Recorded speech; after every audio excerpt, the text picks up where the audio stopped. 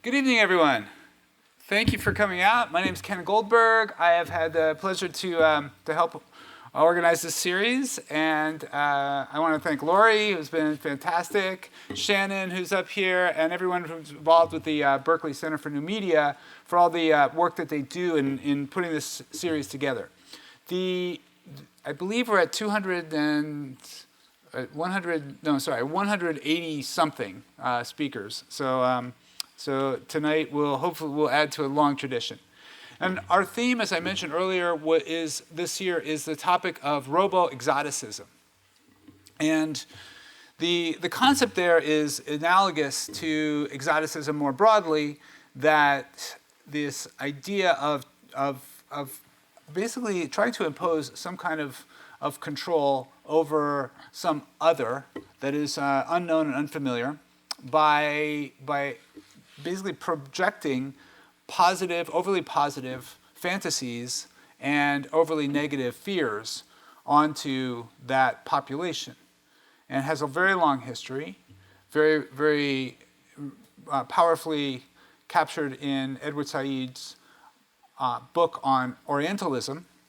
And it certainly has implications to many different human populations around the world. I think it's also interesting for us to be exploring how that may come into play in the concept of how we are thinking about robots in our contemporary culture. And two examples come to mind from just the past week. One is in the Democratic debates, Andrew Yang and some of the other candidates were asked about the specter of robots stealing jobs. And if you remember the whole discussion about automation, Andrew Yang in particular is completely confident that we will have massive unemployment. Everybody's going to be thrown out of work because of this impending robotic revolution, and that we will need to start thinking now about the right form of universal basic income or other social safety net. I will personally say that I think he's completely off the mark. And fortunately, I'm not alone. I'm not an economist, but Paul Krugman wrote a brilliant op-ed basically saying the same thing, that it's a distraction. He said, don't go down the robot rabbit hole. And I urge you to read his rebuttal. But from the technological point of view, I think it's really important to push back, because robots are very far from being able to take over many or almost any of the jobs that humans do today. So we can talk more about this because it's a whole other topic, but I feel very strongly about that. Anything that involves manual labor, anything involving driving, I think is very safe. We're not going to have robots doing those for a very long time. So that's the one on the sort of fantasies, the fears. And then on the fantasy side, many of you watched the release from the company OpenAI, based here in San Francisco and founded by Elon Musk. They released a video of a robot hand manipulating a Rubik's Cube. And as they said, had solved the Rubik's Cube. And this was picked up by several people in the press, and basically the conclusion was that we're now on the verge of being able to do all kinds of dexterous manipulation with the robots. And unfortunately, that's not the case either. It's a complete fantasy, because when you drill down and understand the details of what they did, it was far less spectacular. It was an interesting result. Again, we won't go into the details right now, but suffice to say that it was an illusion to some degree, and that robot in practice drops the Rubik's Cube 8 times out of 10. So the fears and the fantasies of robotics surround us, and I think they're fascinating to wrestle with and to try to understand and to be able to put them into context. That's our theme for this year. And tonight's speaker is an excellent representation of this, because he's going to take a position that I think is very interesting, very provocative, in terms of the role of robot as artist. And he's going to argue this in a very persuasive way. And he's deliberately, as he told me, he's going to keep his presentation somewhat short so that he can maximize the time to argue with the audience. So let's not disappoint him.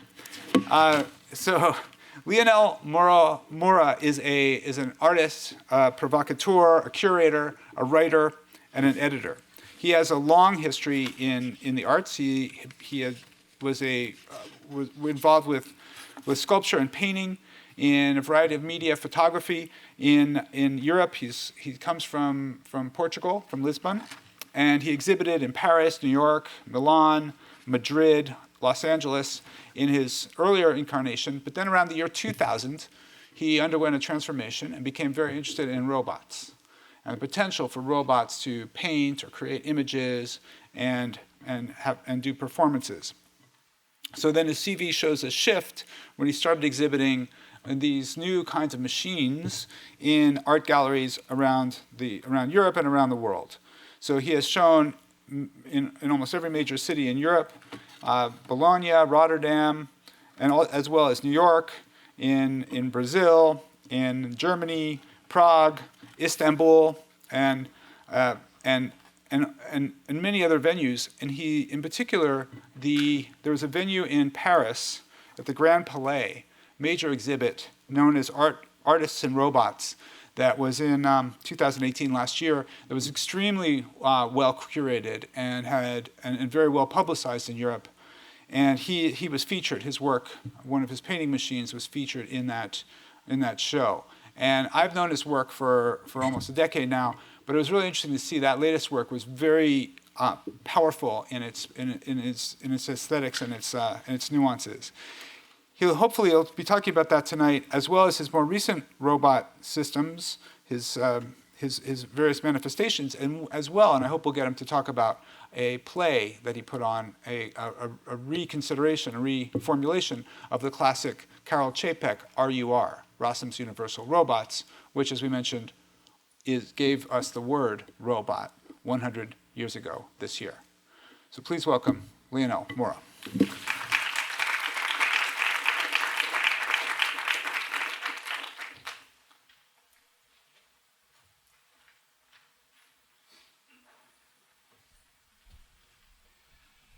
Okay, thank you very much. And I want to start thanking Ken Goldberg for this invitation and the other people that have made this possible.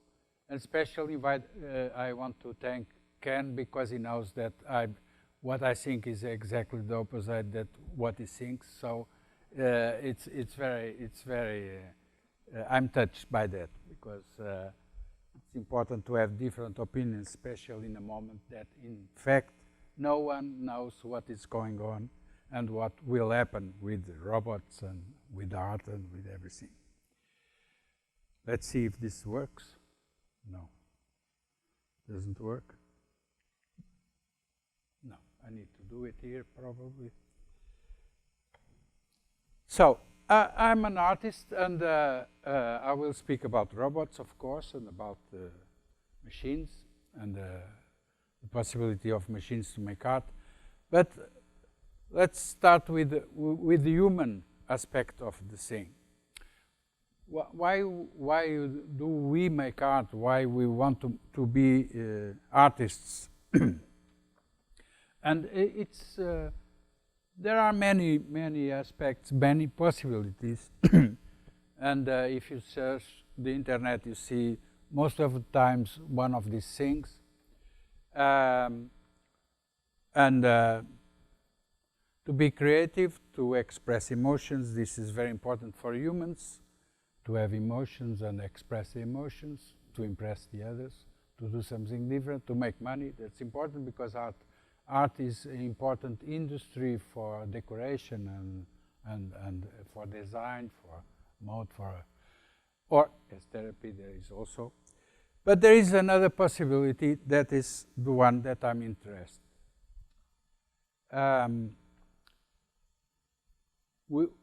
Some artists, not many, but some artists want to do art to change the world. Not to make nice things, not to show some emotions, or not to that, but to change the world. And of course, to change the world of art, which is almost the same thing, is the same thing, in fact. Because when you change the world of art, you are also changing the world and the perception that people have about the world, about not only about art, but about the world. It's important to understand that when we talk about art, there are many discussions, many debates. It's a non-stopping debate. But in fact, art is an history. There is an history, very long history. And this history is shaping what we consider in each moment of this history, what we consider art and what is art and what is not art. For me, that's enough. Because it's enough as a definition of art. Because there are, of course, as you know, philosophical aspects and never-ending discussions about what it is not. But in fact, there is something that is factual, that we know, that is the history of art. And you go to a museum and you see the history of art, and it's there, and that is art. Special today, what is in a museum is art. There are two very important moments for me, for my work. Of course, the whole history of art. But there are two very important moments. That's the art of my time, in my time. And I want to clarify how I understand it. Abstract art is very important. The invention of abstract art was very important because it liberates art from the necessity of representing something. So most people understand abstraction, or the invention of abstraction, as the possibility to make art without any figurative aspects, which is problematic because a square is also a figure, so it's problematic. But okay, most people consider abstract art is the one that there are no figures, or nothing that we recognize as a representation. But in fact, what abstract art did was much more important than that. Was the possibility that art represents itself, not the exterior, nothing, not even feelings or nothing, but it represents itself. And it opened the door to our understanding of art, even today, even if most people don't say it or don't think like this. But the fact is, a work of art of today represents only itself, doesn't represent nothing else. Even if people say that they make big narratives around, but the fact is that that object is, it ends in the object. A painting is just that. It's just a square or a rectangle with something, some image, something inside. It's nothing else. And this was really a revolution in art that opened the door to all the art of the 20th century that after we saw until today. The second moment was already a consequence of the abstraction, the invention of abstract art, was Duchamp, of course, when he added to this, so the theme of art was art. And we see it all over the 20th century. That is very clear for most of the important artists and movements, what they come, each time it's to say, art now is this, art now is that. They publish manifestos, they explain art now is something. Surrealists say that. All the movements that we saw along the 20th century, they come and say what it was art, because they open a new field of art. It was something new that also was art. And Duchamp, of course, is very important because he said something even more radical. Say, yes, it's true, art is about art, and it doesn't even need to be done by an artist. The artist don't need to make the object of art, the object that is about art, but it doesn't need to be made by the artist itself. He can just buy something in a shop, and put it on a museum, and it's art. You can change it a little bit or even not. There are many. Of course, Duchamp urinal is known because he put it upside down, and then people tell a lot of stories about what it was, what it means.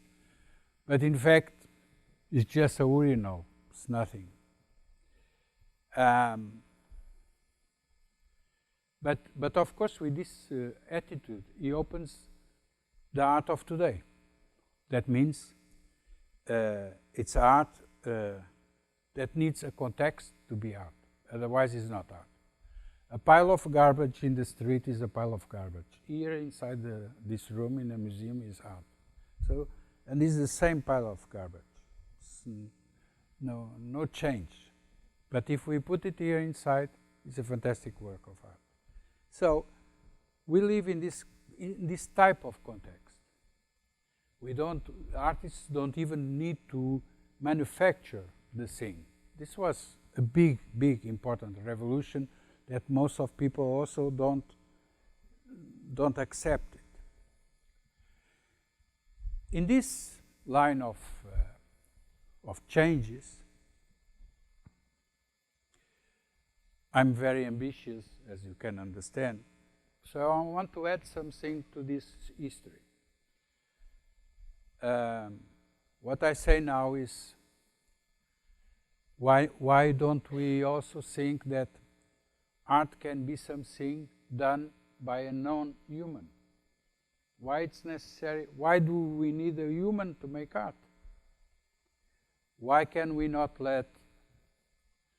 why can we not accept animals as artists? Why not? They are fantastic artists. But in my case, I even say machines. Why machines cannot make art? Why not? Why do I need to be doing myself a painting if a machine can do it much better? And can do not my painting, but its painting. That's different. I explain how this is possible.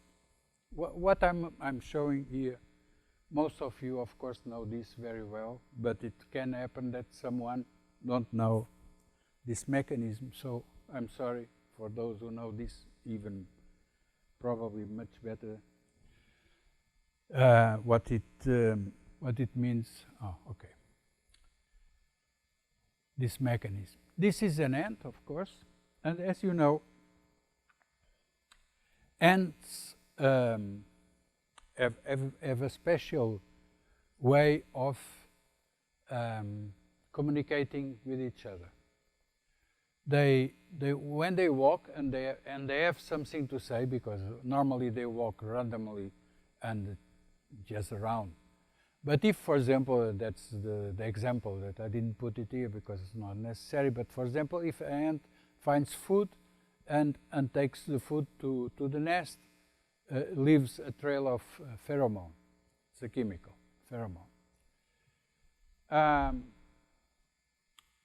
This trail is attractive to other ants.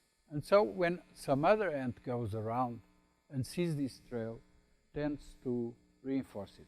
So after a while, we have the famous trails of ants. It's how they are made. This is a very important example for me because it shows how some form can emerge without no one programming it or without an architect, without an artist. So these trails of ants are built without none of these ants is saying, let's make a trail here. Of course, we humans tend to see things in a very awkward way, and we talk about the queen, the soldiers, the workers. Of course, they don't exist in the ants. They don't have any queen, any soldiers. Of course, they have one ant that puts eggs, and that we call queen, but just put eggs. And of course, and then we have other ants that go to look for food, and some who take care of the eggs. But then they interchange. For example, if the queen dies, they make another queen. So it's not. In fact, if there is something to say about ants, they are feminists, radical feminists, because they are all female, and anarchists because they have no one is in charge. So it's really a very strange society, but it works very fine. I was very much inspired by ants. Here, for example, is a simulation that shows the ear's food, and so when one randomly touches this, makes a trail of pheromone to hear what it would be the nest, let's say. So it's curious how this forms, and then they evaporate. The pheromone evaporates. So it's very nice how this form, how this painting comes up. So in 2001,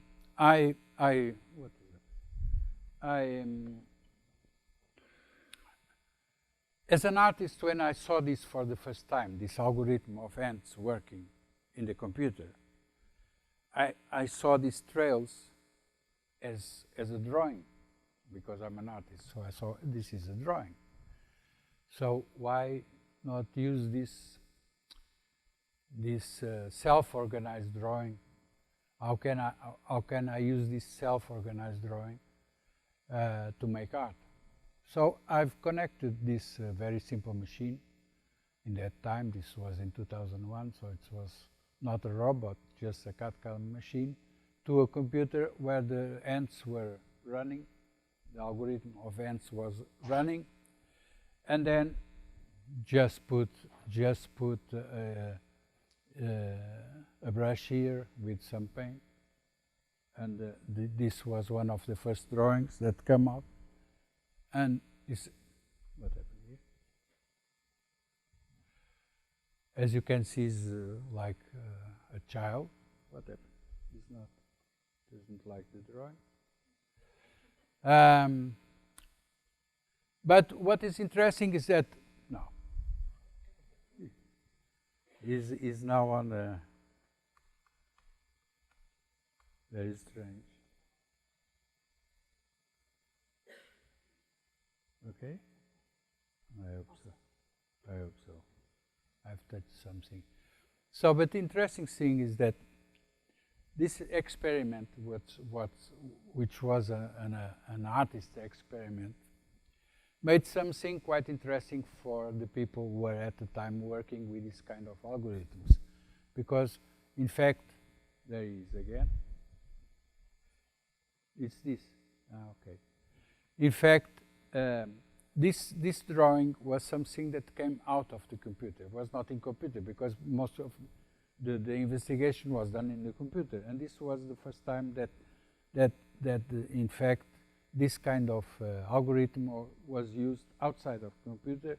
And so it came out in the we have a problem here.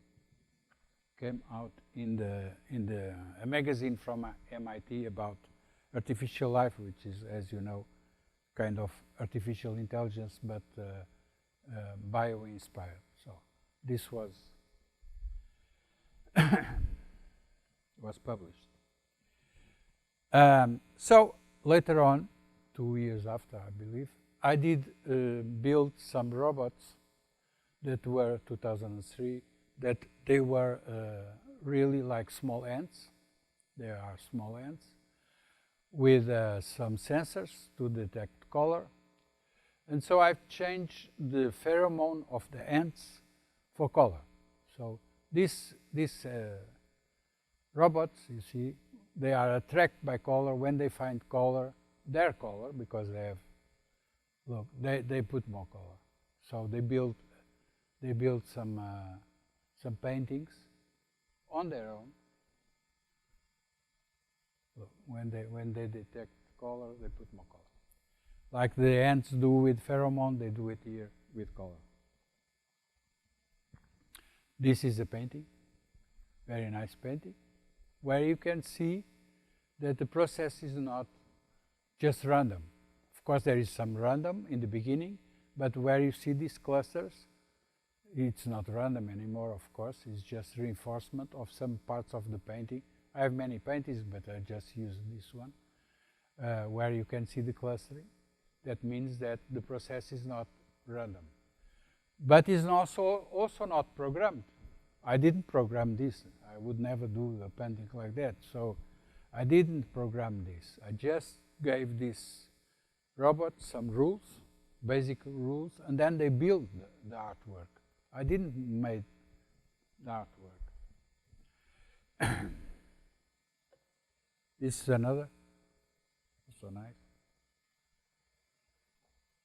Then here, I think is, this is a robot that is in a museum in New York, in the American Museum of Natural History, that I did in 2006. It's not a swarm because he's inside a place in the museum. He's alone, but he works basically with the same principle. He builds a drawing by itself. It starts from nothing, and then here was an experience in the museum before he went inside his arena, his cage. And then, as you can see, he's building a painting.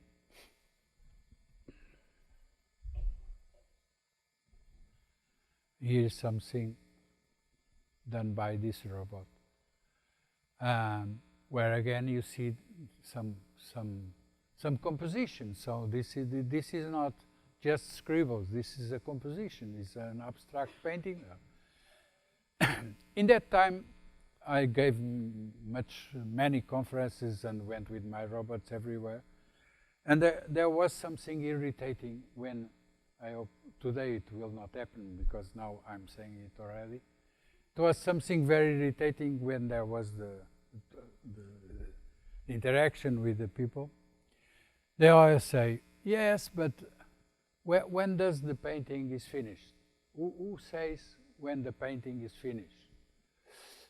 Yeah, and I say, that's not important, but I stopped the robots and it's finished. Yes, but then you are the artist.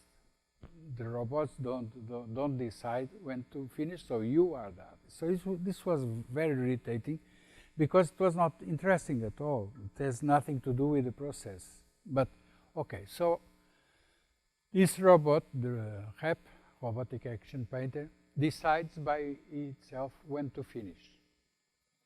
It decides when to finish in an intelligent way, not in a quantitative, not after 3 hours or after painting 500 times with the blue. No, nothing like that. It's based on the sensors, what it sees. What it sees at a certain, I will not go on this technical aspects, but it's a decision of a kind of free will. He decides, now it's finished. And he signs with his name, RAP. Because I was so irritating with this kind of questions that I put the robot also to go to the corner when he finished and he signs the RAP. Myself, I sign also as authentication, to say this is done by a robot. It's not for someone that can make it and then say, no, this is authentication. But robot signs, RAP, his name. And it's very curious. For example, here are from several paintings.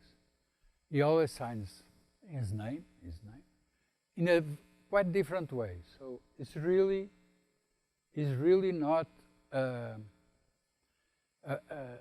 what we could consider a programmed robot, like an industrial robot that always do the same thing. He never does the exact same signature. He always changes a little bit, but tries to make the signature the best. And he also, not always, he can go to the right place. Sometimes he signs in the middle of the painting. Here is the robots that were in Paris, here in Astana. They are this was an adaptation of an existing robot. but they are a swarm. They work together, and they make quite nice paintings with the same system. So when they have sensors, when they detect their color, each one has a different color, and then they reinforce the color, that color. The paintings are really sometimes very nice, like this one, quite nice.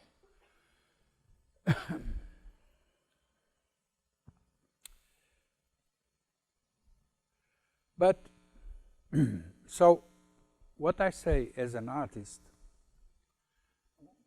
my work, of course I'm an artist. I don't make paintings. I'm an artist that makes robots, that makes paintings. So in 2004, I said, making the artists that make the art. So what I'm making is the artists that make the art. I'm not making the art. I'm making the artists. It's a quite different attitude from most artists that want to control their work. I don't want to control.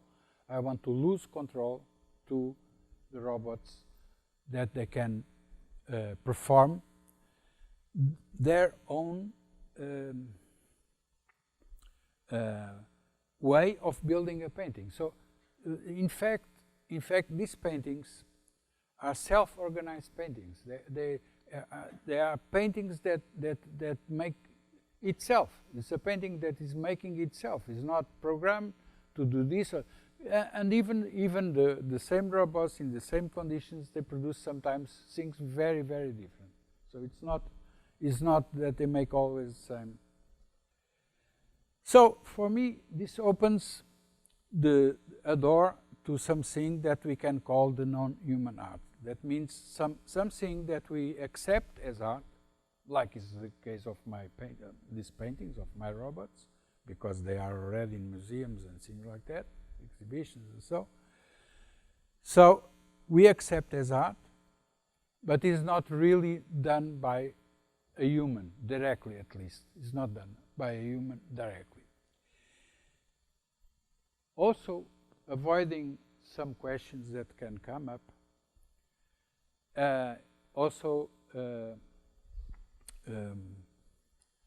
People say that, yeah, but you create robots, so you are the artist. Robots they don't care nothing about art. It's true, but this, for example, I give an example that everybody understands. So you go to school and your teacher teaches how to write. Then later on you write a book. Who is the author of the book? Your teacher, of course. It's not you, or it's you. So why? Because you learned how to write, but then you incorporate some things of yourself. You put some things of yourself. He is the same. I've teach these robots how to move and to go around and to even to paint, and then they make their painting. So it's not we should not make it really so linear. It's not linear. It's more complex than that. Here, a great artist, Congo. This very interesting photo and very interesting work. Desmond Morris, which was a scientist, but also a little bit an artist. He put this chimpanzee Congo making paintings in the 50s already. It's incredible, and so this and the chimpanzee enjoy a lot making paintings. So there are a lot of paintings of this animal. We are also animals, but okay. It's being accepted as art because, for example, Congo paintings were a few years ago in a gallery in London as an exhibition of art, and is sold in auctions and things like that. We have other examples, like it's very well known, the Maubourg installations that he goes to look for colors and makes a kind of composition to attract females, and it's very interesting as how can we say that this is not art, and then we say that someone that makes some lines in a canvas and that is art. What's the difference? This is more interesting. This is termites that make these constructions. Exactly, because in this case of these types of constructions, there is no plan, no architecture, no plan. But they are extraordinary forms, extraordinary works of art that we can easily look at it as a works of art. So, and here it's one of my paintings from robots, and also it's a very similar process from the termites. So from nothing they build this kind of painting. This is one, could be my vision, which is very different from Ken, of robots. I did this in 2007 for a book, and I consider that there is a new domain, which is robotics, because I consider robots a new species. It's true that it's a species that is created by us, but that's for the moment they are created by us. But it's true that they are starting to invade the planet, this new species, and I've put here just the autonomous, the humanoid, the bio nanorobots, for example. And I see the evolution of this new species very similar to this evolution. So when people say, it's no problem, robots will never take over, we never take our jobs, they will never do that. Yes, they will never do that when they are here or here. But when they evolve, they will for sure do it. Just think about, especially the ones who are a bit older, the first cell phones. I had one of the first cell phone. I had one was like 5 kilos, and we need to take it, and to connect to the phone was with a very strange thing. It was very complicated. Today, the cell phone is not even a phone. It's much more. In the beginning, it was a phone, just a phone, and then there was message, and today, the cell phone is not a phone. In fact, is some way that we are connected to the internet and through it to all the other people in the planet. So it's completely different object. But it starts as a 5 kilo brick. So robots, it's true that robots are still very primitive. They are not very well in what they do. Really, they don't perform very well.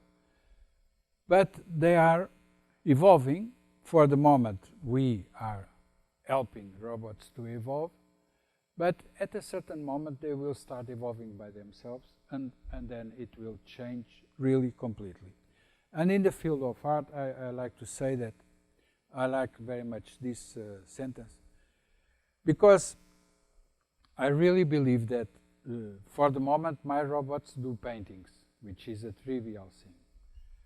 But in the future, they will do their art, which I don't know what it is, but I'm sure we will love it. I'm sure. Thank you. Okay.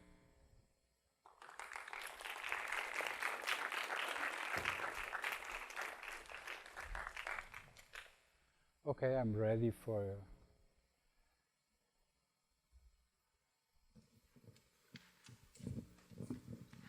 Excuse me.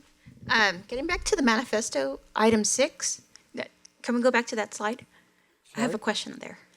What? Can we go back to the slide that has the manifesto? Which one? The manifesto, I was curious The about. manifesto. Yeah.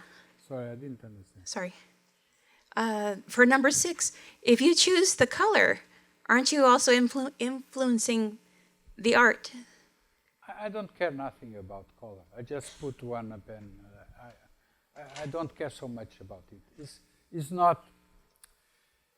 not a decisive thing to put red or blue or yellow. It doesn't matter. It does affect the contrast or the color combinations. No, because each robot, normally, when it's a swarm of robots, each robot is stimulated by a certain color.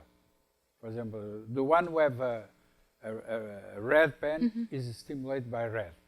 If it sees blue, it doesn't care. It walks away. So it's stimulated by the color that it is using. How many colors do you work with? It depends. If it's a swarm and I have 10 robots, I can put 10 colors. Okay. The robot that's in New York has 6 colors. It's one robot with 6 colors. Normally, I have robots with 1, with 2, with 3. Depends. But it doesn't change the color. The color is the pheromone. It's what stimulates the machine. But it doesn't change the process. If it's one color or another, it doesn't influence the process. After, in the end, we may like more the blue, or we like more, but that's it's not. The process doesn't have. Can I follow up on that, Leonel? Because so just to take that, you're saying that the color doesn't matter. You don't care. Me, I don't care. You don't care. And the forms, the lines, the arrangement, that doesn't matter either, presumably. It depends on the robots. For example, Rap, the robot that's in New York, he decides also the kind of line that it wants to do. But you say he decides, so you don't. You say you're indifferent. You don't care. Is that I right? don't care. No. You don't care. So I guess then I'm curious if the robot is turning out many paintings, presumably. Yeah. And if you don't care, then they're all equivalent. Yeah. So any painting is as good as any other painting to you. Exactly. I keep them all. You keep them all. Yeah. And there's no preference of any one over any other. For me, not.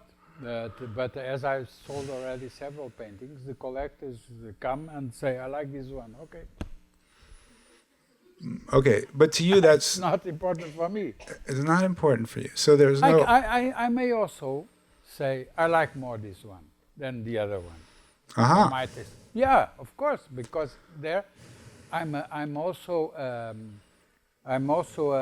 observer, but as an artist, I don't care. As an artist, in the process, I don't care nothing about. I hear you say that, but I'm gonna express some skepticism about that. Yeah. Because if you don't care, then these paintings are actually quite beautiful. But if you didn't care, I don't think they would be. So I've seen paintings that have, a fair number of people have done paintings and they're terrible, much worse. I'm sure. They're painful to look at.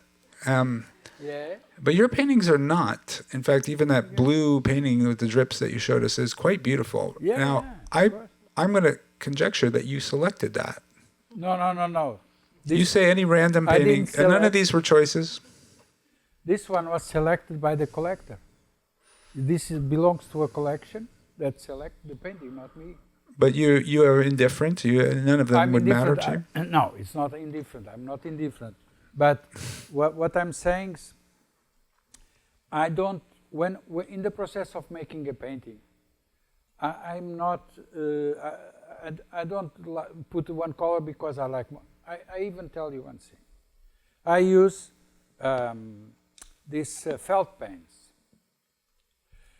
These robots work for hours, especially when they are in exhibitions, like in Paris, they were working 3 months. every day for many hours. So the felt pens, I use the ones who are called dry safe. They don't dry, otherwise they need to be changing all the time. They are mostly made for children because they forget to close the pen. So these pens, dry safe, they have only 4 colors: red, blue, green, and black. What can I do? I don't choose. It's true that some are blue, some are red, some are green, some are black. Because I don't have a choice. No, it's one I thing. would like to have. You would like to have. Yeah, to have more diversity, but I guess what I'm trying to hint at is that I think, and I'm sorry, if someone else can take the microphone away from me, I could go on for a while here, but I think that you're making some choice in the process, and therefore I think that you are still the artist. yeah, okay. But I'm an artist. I am an artist. I just don't make the paintings.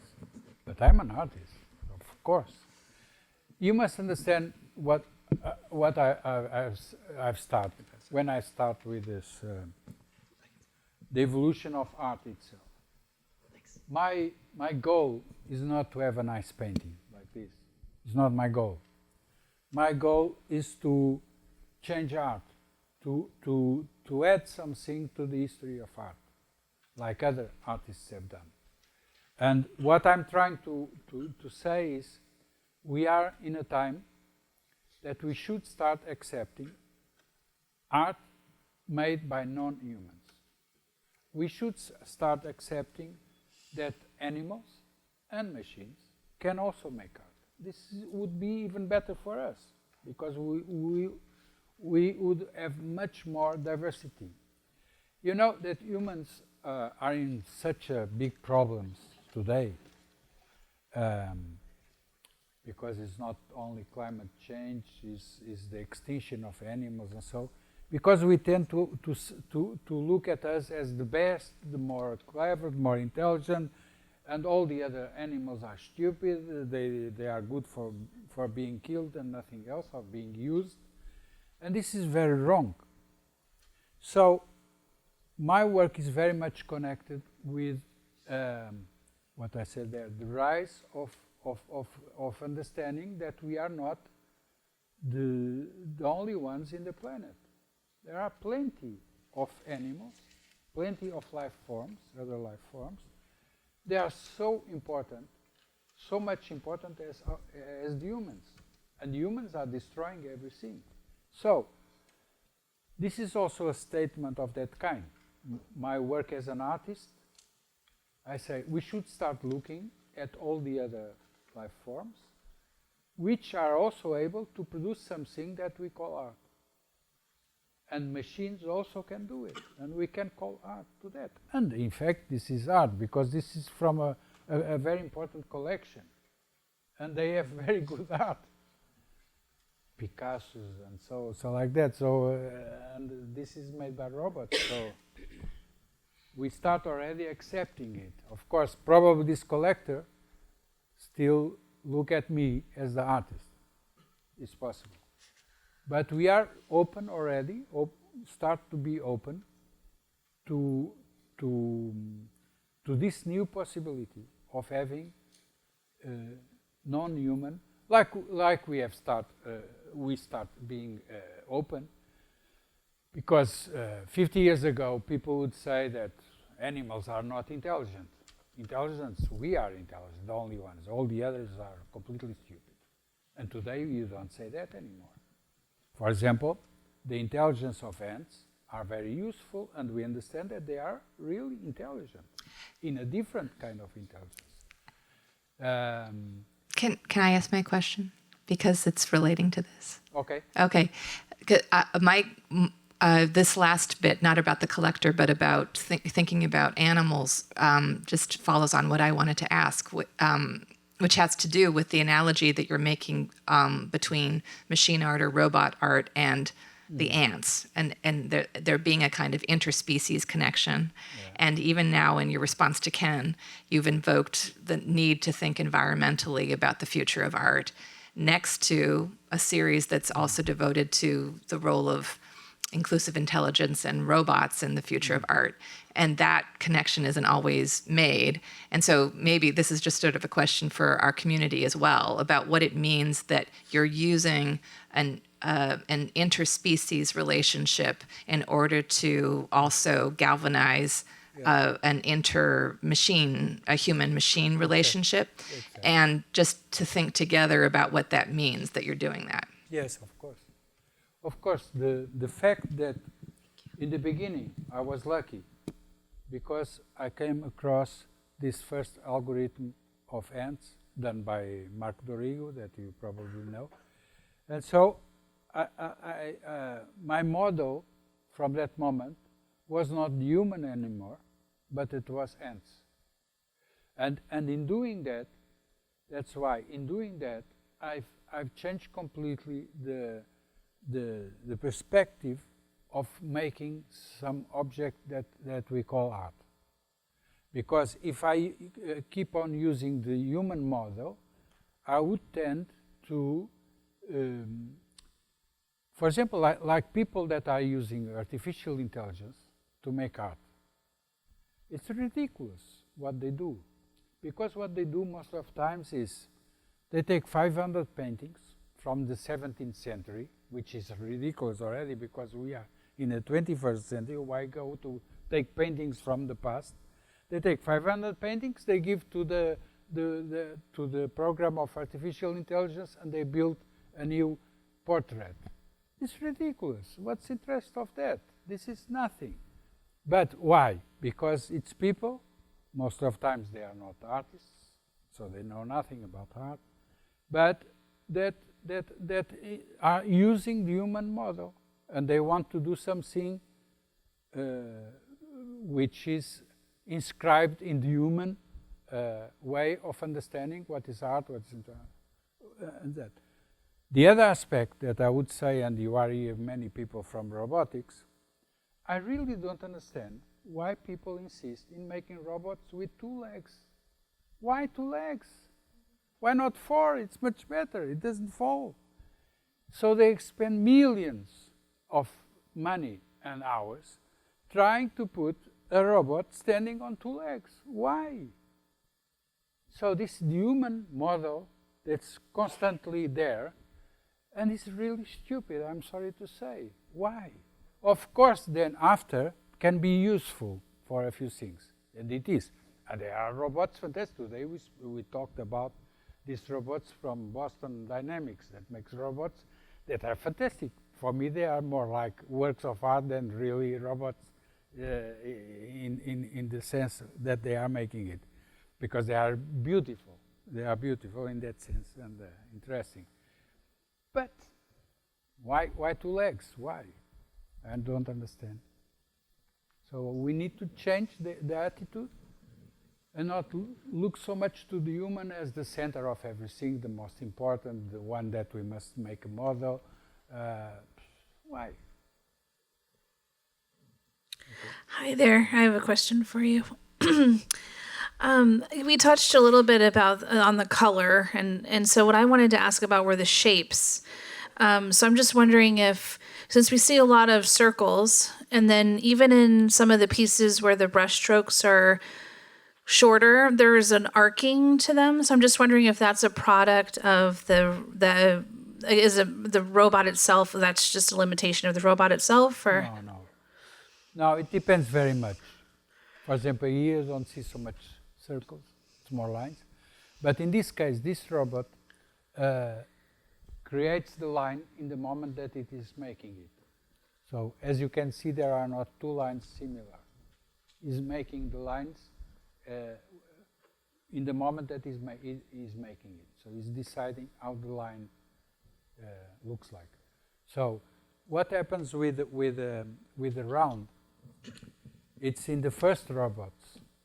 They had 2 sensors, like 2 eyes, left and right, and it had 2 colors. And so what happened is when he saw, for example, blue with right eye, he paint blue and turn to the right to keep on in the blue. You see, so that's why it's making all these rounds, but not this one. This one, for example, doesn't make it. And I have many robots, very different. Some they make just straight lines, some short, long. Doesn't. We have a question here. Hello. So apologies for the slightly long question. I just worry that if I don't give like a shortened version of my own thought process, then it won't make any sense. But Walter Benjamin, in The Work of Art in the Age of Mechanical Reproduction, talks about how that art may be reproduced mechanically, takes the sanctity of the original, like it robs it of its aura, and art is left with its explicit function and what it can do for the world. The fact that robots are reproducible and also artists, like you could create another RAP. What does this do for the function of artists, to have like an artist that could be infinitely iterated? Yeah. Of course, that text from Benjamin is very important, because he was probably one of the first to understand the impact of the reproducibility, mechanical technology, in that time mechanical, in art, because he saw that. But I don't see it as, of course, he talked about the loss of the aura of the artwork. But for example, I've recently, last year, when I was in Paris with this exhibition, for many years I didn't went to the museum where is Mona Lisa. I don't know if you have ever been in that recently. Louvre with Mona Lisa. It's a room, very ugly, and there is Mona Lisa in the end, and there is like 2,000 Chinese people mostly, and then some Japanese, some French. You even can't see Mona Lisa, and they are all with cell phones taking photos. So if this is not aura, what is aura? The aura is what? Is the reproduction. When people go there to make a photo, they even don't look to the painting. You cannot even see the painting, because the painting, there is a glass. It's ridiculous. So I don't see the text of Walter Benjamin so much as a critic to the reproduction of works of art, but as a guy who was incredible and could understand what was coming. He was the first to understand what it was coming. And I read it in that sense, not in the sense of this is very bad. No, it's bad, it's good, what is bad is good. But it really, yeah, as you know, for example, the other thing that you know very well is something that you see many times in media. When you go there, it's always smaller. When you meet someone that you have seen on television many times, it's always shorter, because the media tends to make it everything bigger. So, in a way, reproduction also adds to a kind of aura. It's a different aura from before, but it's an aura of repetition. So in the case of this, in this work, this is as an incredible aura. And when you see the robots working, it's incredible, because the people are really amazed by that, because the robots make also a performance. It's a performance, and when people start understanding, first they don't understand what's going on, and then they start understanding that they are putting color, and they tend to be there looking at it. So it's really a performance, incredible. So, okay. Can I chime in over here? Okay. Sorry. I just wanted to say... Because the lights don't let me see. No, that's fine. I just wanted to say amazing. I love everything that was going on here. I wanted to express how much I appreciate your understanding that the colors don't really matter. We're already limited by what we can see in this visible spectrum of light and colors. And the motions that they have, or some people might say, oh, but they're circles or lines or straight lines, but that's kind of the limitations of what they can possibly do, just like we are limited to a range of motion with our arms and what we can reconstruct. I just wanted to say it's beautiful. I completely agree with you. Okay, thank you very much. Hello. Oh, hi. Thanks so much for your talk. Sorry. Because I have this slide, I don't right see it here, well. right in front. Okay. Front and center. There we go. I'm really fascinated by these paintings. I think they're also aesthetically really beautiful. Yeah. But I'm interested in why you feel the need to say it's non-human art, and then also to maintain these human, non-human dualisms. I'm kind of wondering, thinking about post-human studies like Donna Haraway, this work of assemblage right now. Okay. Isn't everything always already like human and non-human? I mean, even within human bodies, our microbiomes in our stomachs kind of dictate how we feel. Exactly. And so I'm wondering why in the language of this work you invoke this like genetic evolution, a phylogenetic tree, but also maintain these dualisms. Yes. Now you are right. But I do it for two reasons. One, as a statement, as an artist, to open this door for that we accept other kinds of art done by animals or by robots or whatever. So it's more a statement from the side of the art that I say that I insist so much that I'm not making the paintings, but because I'm trying to open a new field for art exploration, a field that is not done by humans but by other creators, if you want, robots, animals, etc.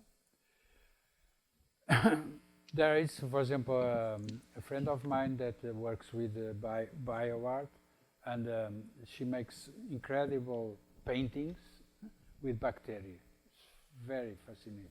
So it's very nice. Okay. The second reason is exactly the more, let's say, philosophical.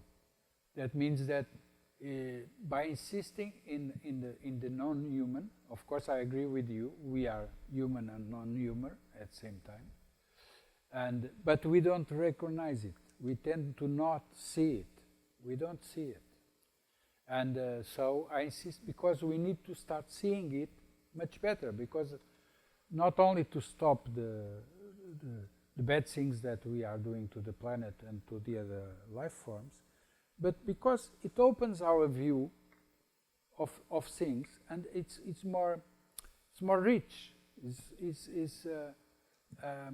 You see, we have several problems as a species, and we tend to see a lot things like I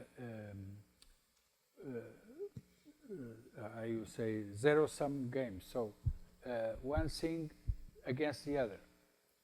We have difficulty to see one thing more the other.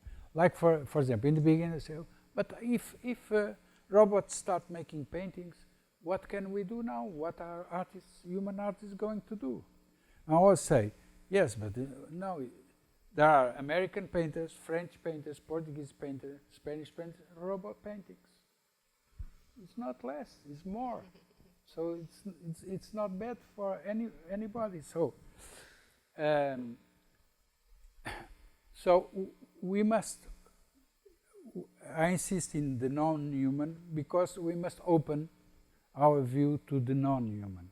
We have passed too many centuries looking at us as the center of everything. All around was nothing, and that's bad. And we see how we are in this moment because of that.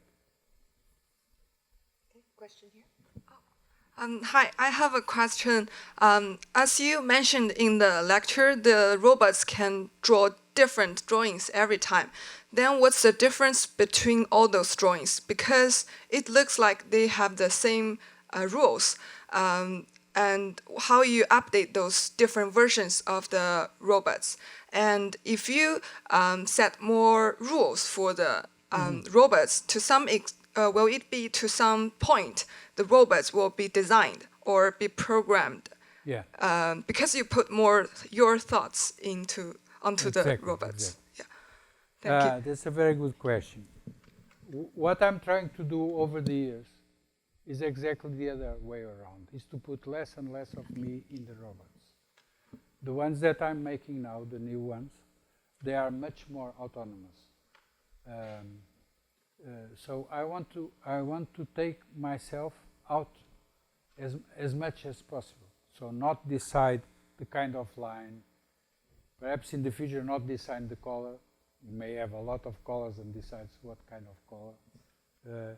So to decide, to have the less possible decisions from me. In fact, the robots, they are all similar in the process. There is like simple rules, very simple, each time even simpler, that produce complexity. So it's the principle is that. So I want to put myself the minimum possible.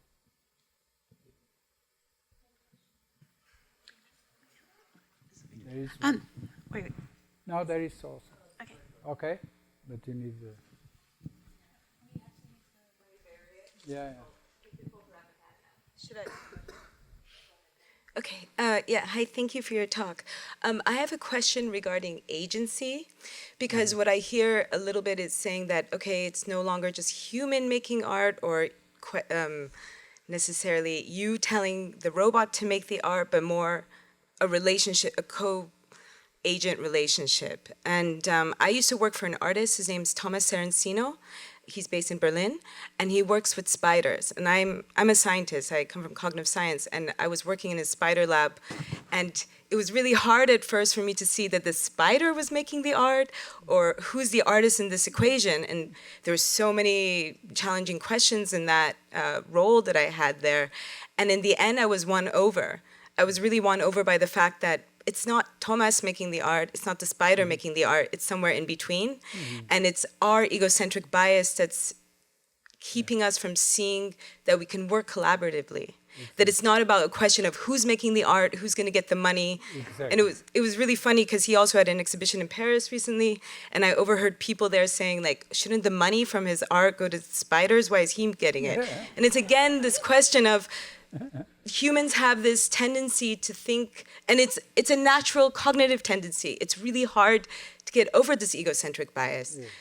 And what I think is brilliant from what you're talking about, and also Thomas's work and other people who work interspeciesly, be it robot, spiders, whatever, ants, is that it challenges us to think about our species, the human, and our limitations. Yeah. And I think Nick Bostrom actually wrote a really brilliant article called about transhumanism, and he shows the spaces of being from this existential question of being, that humans occupy the smallest. We can sense the least in our world. Animals bigger. And then transhumanists a little bit more, and posthuman, et cetera, et cetera. I mean, some of it is a little questionable, but I like that idea of bringing back in the context of art, working interspeciesly, challenging the way we think and our epistemologies about agency, about our limitations, about our narcissistic egos, like bringing us back to thinking about what does it actually mean to be human, what are our limitations, and how can we expand it by working collaboratively. And it'd be nice to see not about who made the art, about how. So you were also stressing the process. The process. So, Exactly. yeah, thank you for that. And Okay, thank you.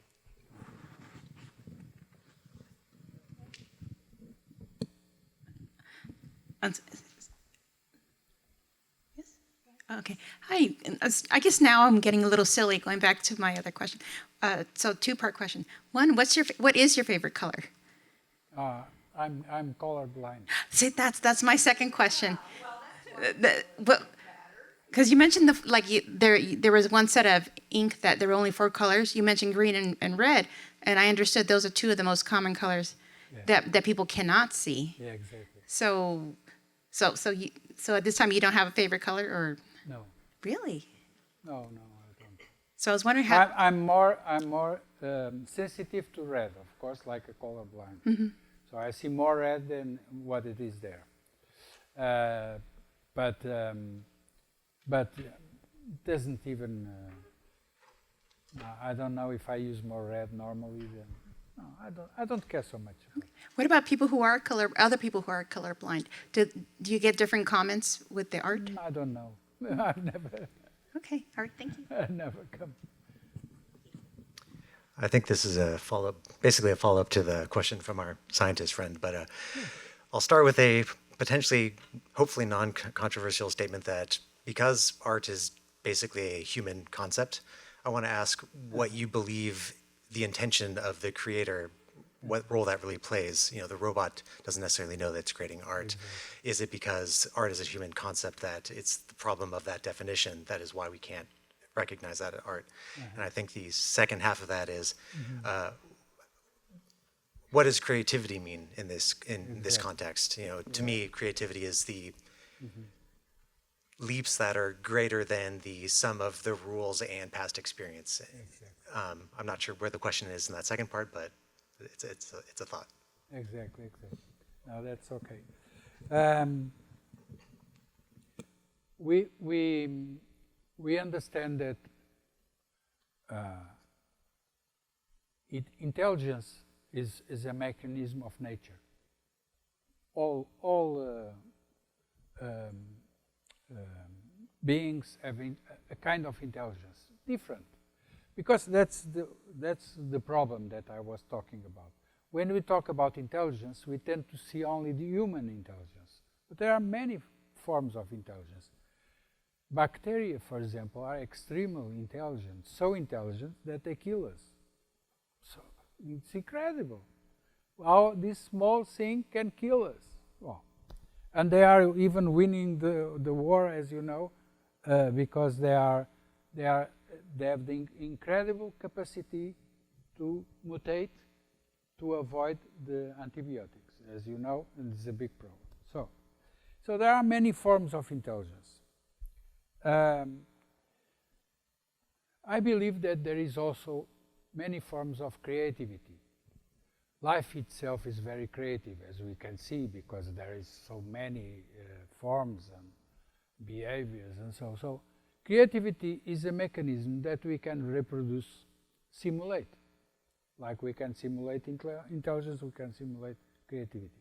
In fact, these robots, they simulate a kind of creativity based on the ant model, but on other models, like, again, bacteria, for example. They also, as you know, bacteria tend to go together in clusters. That's why they are dangerous sometimes. They tend to go together and make clusters out of a chaos. In the beginning, there is some order coming up. And so these robots, what they do is exactly that. So they simulate what I could call a natural creativity, a form of natural creativity. To call it art or not, that's the other issue. You are right that art is a human thing.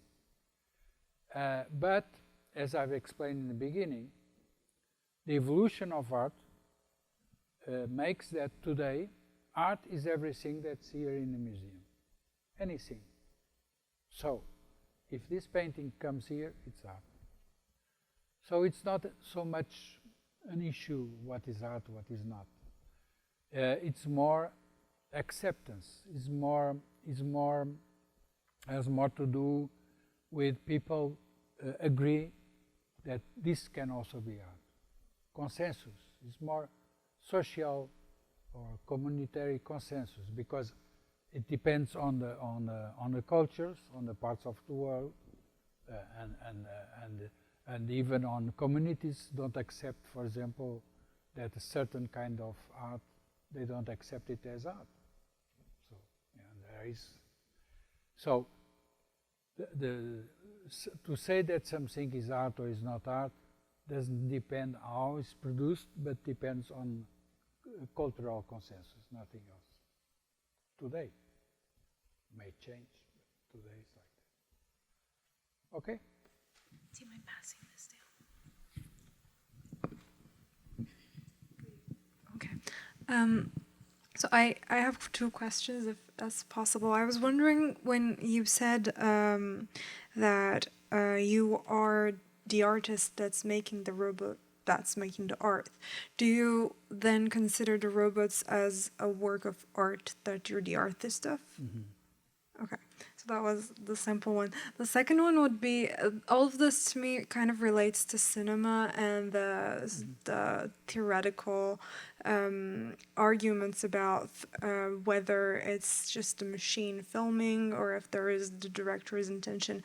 And when you talk about the future of art and that robots should also be they are going to be more and more considered as the artists themselves, where then would you see the future of cinema?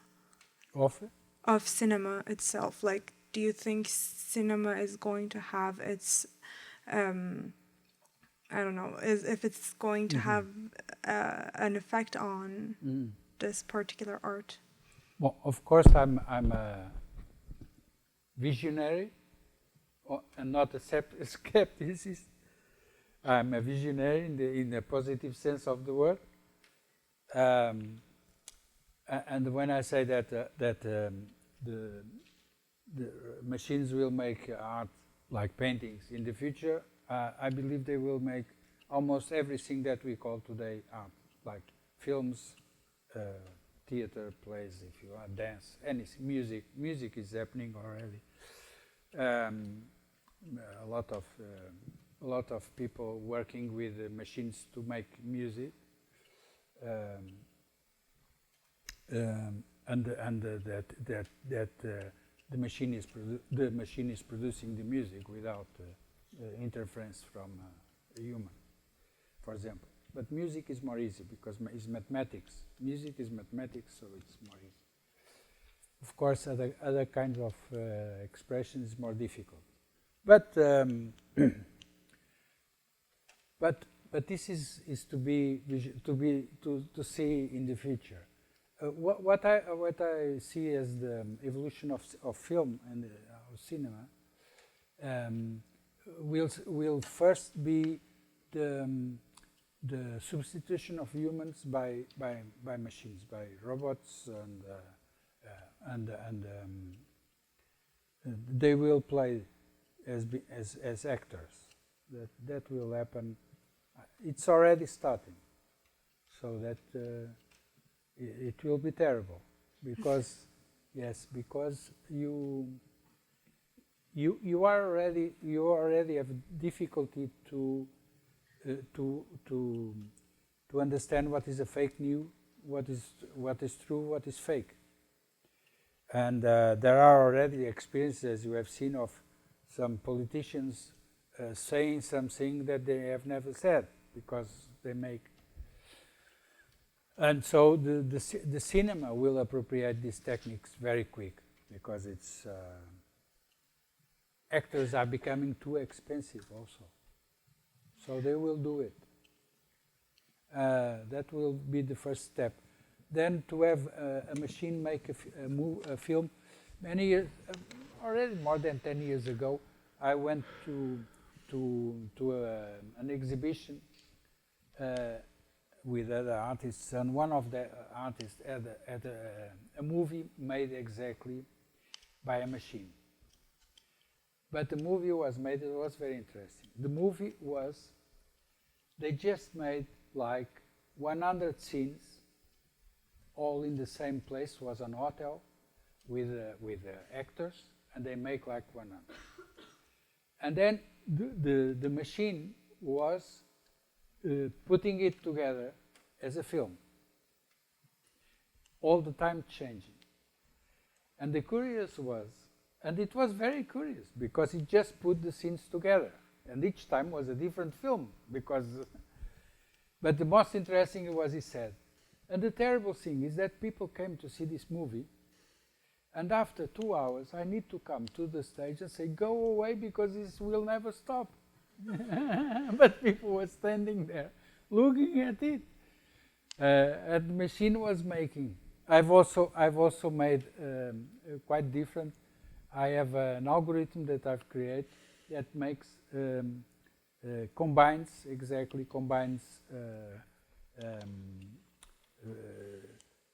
things taken from the internet and they put together randomly, and it's also very nice. It never repeats, but these are experimental things. Are not really movies, of course. Well, So I want to, sorry if I can. Yeah. in that case, I feel like when you're mentioning the making of film, the machine is kind of responsible for the editing, while I also was More wondering, editing, yeah. I was wondering that camera itself was considered as the machine that humans were using to make the film, and the problem that was in front of film becoming an art was its objectivity and the fact that there was no intention. So, do you think the way you were seeing robot art is a way of accepting that robots are subjective and that that's why they could make art? Yeah. But intention is our problem. Machines don't have intentions. And it's good that they don't have intention. So it's too much our problem. We need to see intentions in everything. Why? Not necessary, but we need. So I want to. We're running late on time, and I have to. Okay. I can't resist because I really appreciate that you've come and provoked us with these so many contradictions, and it challenged us in this way, and I appreciate the questions that have come from the audience so much. I do think that one thing, and now as I understand better what you're saying, that your intention is to sort of open up our sense of privilege and superiority as humans, and to open that up so that why should we be the only ones that are given this honor of making art? But I also see a danger to this, which is if you say that these all are equivalent and that anything is making art, you also could do the reverse thing, that exactly what you don't want and worry, because what it could do is it could now say, then anything goes, then nothing, there is no distinction, as you're sort of shrugging now. That's dangerous, I think, because that says then there is nothing, then we are all equivalent to everything, and there's no distinctions at all. I mean, in the Benjamin essay, he also talks about this is actually the invitation to a extraordinary liquidation. Exactly. And I don't think that's a good thing, because I'm worried about the idea that if you're saying that all humans are equivalent to all anything a machine, then you're also saying that we are that we are no more than machines, and there's actually a danger there. Do you see that? Yeah, but I'm sorry, but I'm not the author of that thing. Duchamp is. When Duchamp goes and puts a common object and that makes from that art, anything can be art. Like today, anything can be art. No, actually, Duchamp. Marcel Duchamp. Yes. He very carefully says the opposite. He says anyone can make anything and call it art, but what determines it as art is posterity. Exactly. So he doesn't say everything's the same. He says you can try it, you can call it, but the posterity will determine it. Exactly. So he has a very strong hierarchy in his mind. Exactly. But who gives that posterity? Also, the system that accepts, the context that accepts that this is art and this is not art. So Duchamp opened this door, which could mean anything can be art. If anything can be art, nothing is art. Okay. But we have a system of integrating what the community accepts as art and what it doesn't. The system is not very good, but it's the only one that we have right now. Posterity will look at it differently. Probably they will look at Duchamp and consider it is not art, and today I think it's art, very good, but it doesn't matter for this discussion. But I'm not saying that everything is the same. No, on the contrary. What I'm saying, everything is different. It's completely. So I say, we make art, machines make art. It's different. But is not less, is more, is one more possibility. We have one more thing. If we start looking at what we can call art done by animals, for example, that's more simple than machines, it's not less, it's more. We look at it with the same eyes or similar eyes that we look at paintings that are in a museum. Why not? It's not less, it's more. It's even better for us because we have more things, more diversity, more things to look at, more things to... Because when we look at art, we tend to try to understand, to see implications, intentions, and it doesn't matter. And people look at this robot, these things, and they see a lot of things. I'm amazed sometimes. And they say, this is, I don't know what. It's incredible because people need to understand, need to, but to give intentions to things. The robots are very honest. They don't have intentions. But when you go to see the history of art, that's why my next exhibition is in 2 weeks, and it's called The Surrealistic Robo. The Robo Surrealist. Why? Because in fact, as you know, surrealists, they are theoretical, not so much the painters, not the painters like Dali, that was more the dreams and so on. But surrealists exactly try to do a kind of art without any intention. As you know, the automatism psychic was to try to make something without intention. But by trying to do something without intention, they amplify the intention in the observer. The observers, when they look at the paintings of robots, they see a lot of things. They see, depends on the person, but they see also our time, our moment, the moment where machines are so important to us, where machines, like you have said in the beginning, are making us afraid of it, of the possibilities, are dangers, are dystopia, also a possible dystopia. A possible utopia, but also a possible dystopia. So people see it, people understand that this is more than just some scribbles. So I don't have this idea that try to put the human. I try to put the human out of the loop of the not interesting things, like making paintings with this. This is not interesting anymore for 100 years. But people keep on doing it, and fantastic. No, I have nothing against it, but it's not interesting. Okay, great. On that excellent note, let's thank you so much.